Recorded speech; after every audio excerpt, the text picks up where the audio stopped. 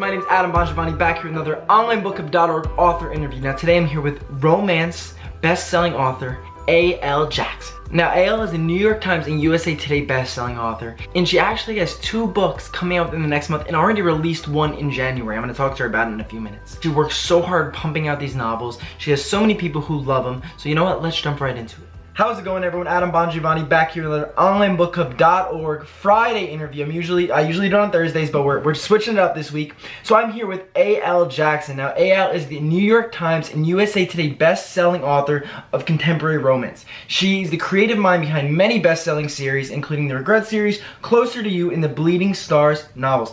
A.L., thank you so much for joining me. I truly appreciate it. How are you doing today?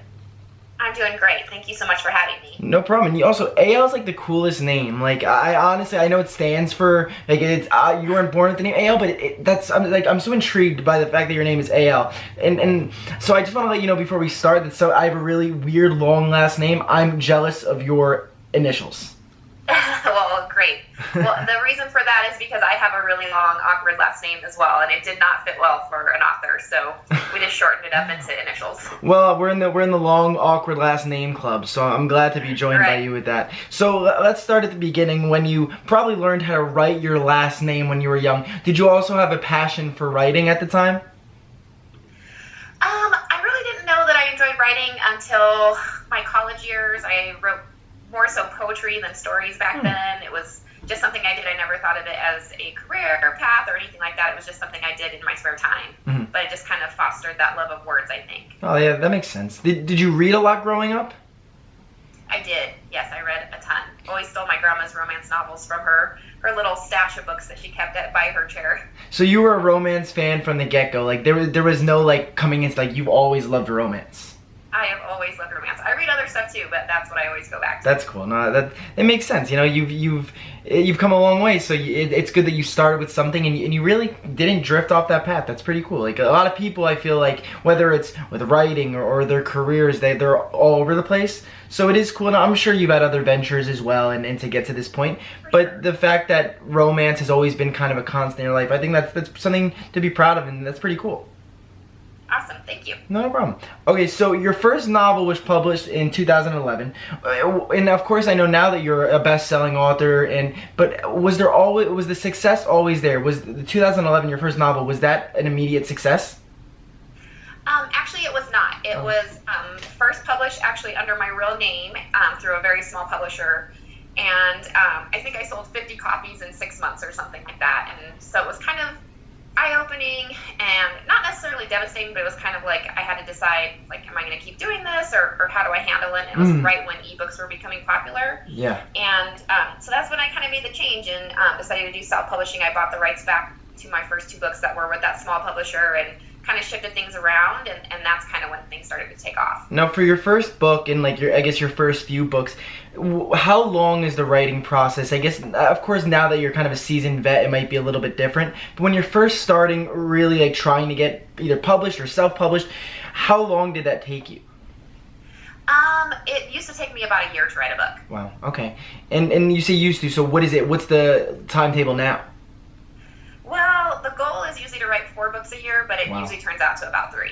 That's still unbelievable, though. Like it took me almost that same amount of time to write my college essays. So like, that's extremely impressive. And when I talked to a bunch of different authors on here, they'll be like, yeah, like I wrote, I finished this book in this amount of time, and I'm like, I wonder if it takes like a special kind of brain to work that quickly. Do you ever notice that your mind works extra quick, or is it just like for some reason when you write you get into this groove and you keep going? It kind of was one of those things where I traditionally am that slower writer, taking that year to write. I like that because I like poetry and my books are very poetic, so I really like to play with sentences and make them pretty and perfect and flow, But I also realize that as a romance writer, if you write thrillers, you can do 1 a year, but if you write romance, it's typically you're expected to write more. It's just kind of the way that the genre works. So I kind of had to make the decision, like, I had to find a balance of that. Okay, speed it up a little bit, maybe cut this little bit of stuff out. It's a little too wordy anyway, and then put that time here. So that's how I was able to condense somewhat. So in like the romance genre, is that you mentioned that was you kind of expected. So like for the popular romance authors and the best-selling romance authors, is it kind of expected from like your fans and just people who are waiting for the next book that you kind of have to churn out a few a year to kind of keep them, I guess, paying attention to what you're doing? Yeah, somewhat so. I know that there are definitely exceptions, but I'm getting an echo. Sorry. Oh no. I just like to research other really successful authors, people like Nora Roberts, who also has some pen names. I've heard she writes 14 books a year or something like that, and so it's just kind of like the norm. The things I research, that's what they say, and I found with my own business to keep my sales going and kind of in that people talking about me, I do have to release every 3 to 4 months. That makes sense. Wow, I'm sure it keeps you busy. Is it tough to balance your everyday life and your life with your family with writing, or at this point have you kind of found that solid balance? I'm definitely getting better at it. When I first started, it was really hard because I had another company I ran, and I was trying to do both, and my kids were younger at the time. But now I just do this, and now both of my boys are almost graduating from high school, so it's a little bit easier to balance it. How do they feel? Like, did they ever come home and say, okay, like we're reading any of your books in school, or do their classmates like your books? Like, how does that go with having 2 kids in high school? Well, I pray they never read them. when I was saying it, I'm like, I'm not sure if and you said they're both boys? Yeah. So maybe right now in their life is not where they're going to turn their romance novels. At least you hope. But don't read Moms yeah. There you go. So like I'm sure, but when they get to college and as they start progressing or whatever they choose to do after high school, and some of their friends might be picking up your novels, and I'm sure if they do have friends who are into the romance genre, why wouldn't you want to read your friend's mom's book? You never know. Hey, they'll probably be embarrassed, but that's okay. It's a conversation you might have to prepare for. So it's good that you're thinking about it. But so this is something that I actually asked you before the interview, that because it was mind blowing to me that you've already come out with one book this year, you're coming out with another book this month, and then you're coming out with another one next month. Yes. So that actually was kind of the one that's coming out this month is a collaboration with one of my very good author friends, and we've been writing that for 1.5 years just in our spare time.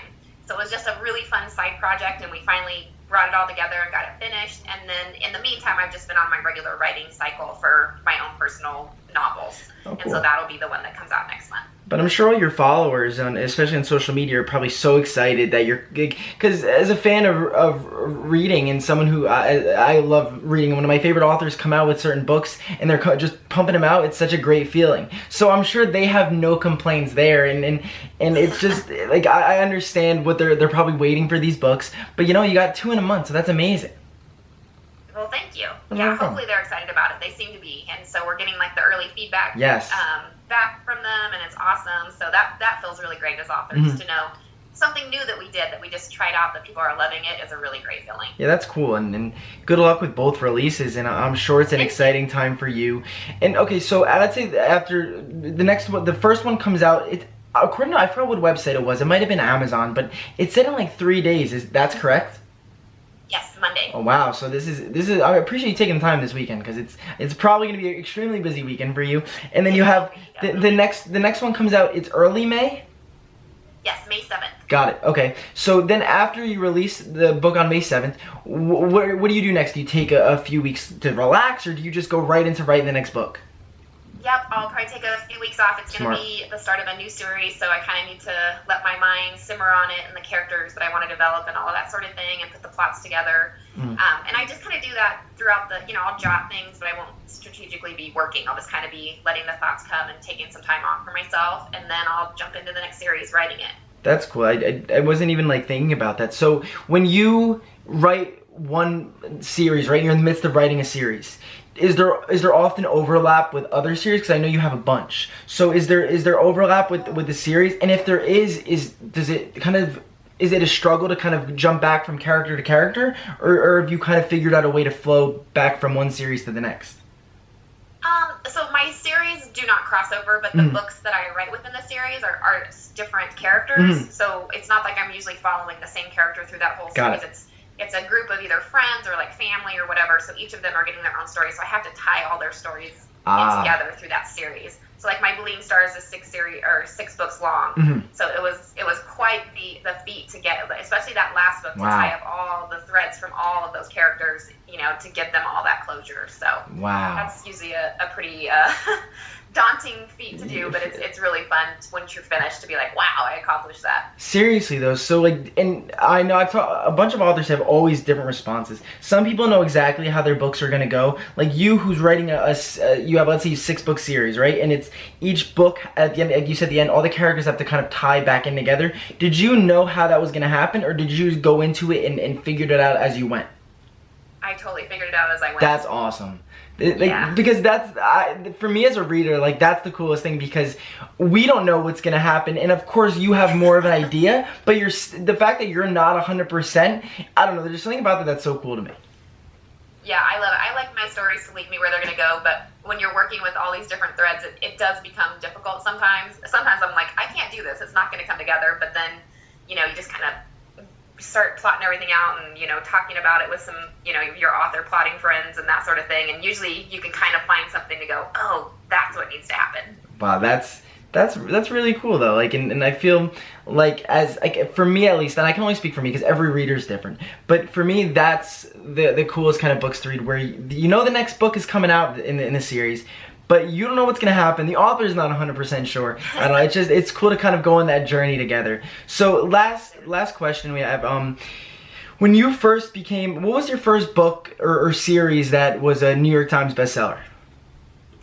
It was the Regret series. I thought it was, because I just wanted to make sure with you. So when you first got that news, what went through your head? Oh my gosh, it was amazing. Like, it's so surreal. It was something, because I was a newer author at the time. I think it was my 3rd book that I released that hit New York Times, and 2 books actually hit the same week because they were in the same series.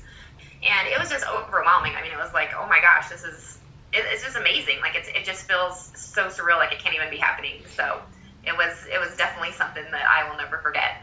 That's cool, because it's like something that you've created is loved by so many other people, so much that they give you this. I don't know if it's considered I'm sure it's considered an award, right? A best-selling author, that's technically an award, right? Yeah, I guess, I don't know, I guess maybe. You know what? It's a trophy. It's a mind trophy, and I'm sure. So many people love your book, and they give you this honor. It must be, you're like, I created this, and so many people love enough where I'm a best-selling author, and I feel like every author, that's what they strive to be, right? And me, someone who's not an author, what I feel like, and I'm sure there's other honors you can get, but the pinnacle seems to be like USA Today best-selling author, New York Times best-selling author. So when you hit that, it must be such an unbelievable feeling. It is. It's really an honor, just that people have read your books and loved them, And the main thing, I love hitting the lists and, having bestsellers, but like the main thing is like the messages I get from readers that are like, oh my God, I love this book so much. I mean, that's really what makes me go, I want to keep writing. Yep, because you could reach someone with writing and with a book, like there's no other way to kind of connect with someone. I feel like that's such a pure form, because you're writing something that you've created from within you, and all of your thoughts and emotions are going into it, and the reader's taking so much from it, but they're also going through certain things where they're perceiving it in a certain way. So it's kind of this unspoken bond and this connection that you probably have with your readers. That's I feel like matched with nothing. That's a really good way to word it. Yes. Well, thanks. If I could write as good as I just spoke that, I would be an author too. But sadly, I'm not. So you got One Wild Night. That's the one that's coming out this week, correct? That's right. So One Wild Night's coming out in 3 days, which is awesome. And then Lead Me Home is coming out May, was it 8th? 7th. Oh, I was one day off. Okay, so don't look for it May 8th, look for it May 7th. A.L., thank you so much for joining us. I truly appreciate you. You're really a joy to talk to. And I wish you nothing but the best with your releases. Great. Thank you so much for having me. No problem. Have a good one. All right, you too. Bye-bye. I hope you guys enjoyed that video. If you did, please give it a big thumbs up. I absolutely love talking to A.L. She's such a nice person. I've said this before with talking to authors, but I talked to 2 New York Times bestselling romance authors, actually, and both of them are so nice and so sweet, and it's so humbling in a sense to know that they've had so much success, but will take the time to talk to me for 15 minutes, and in the process be so nice and really shed some insight on their writing process and what they've gone through as a writer. Please check out both of A.L.'s releases. By the time this goes on YouTube, her first book on April 16th will already have come out, and Lead Me Home's coming out on May 7th, so check that out as well. All A.L.'s links are in the description, as well as the links to her new books. Thank you guys for watching once again. I'll see you next Thursday, or maybe we'll go another day. Who knows? Nope, Thursday.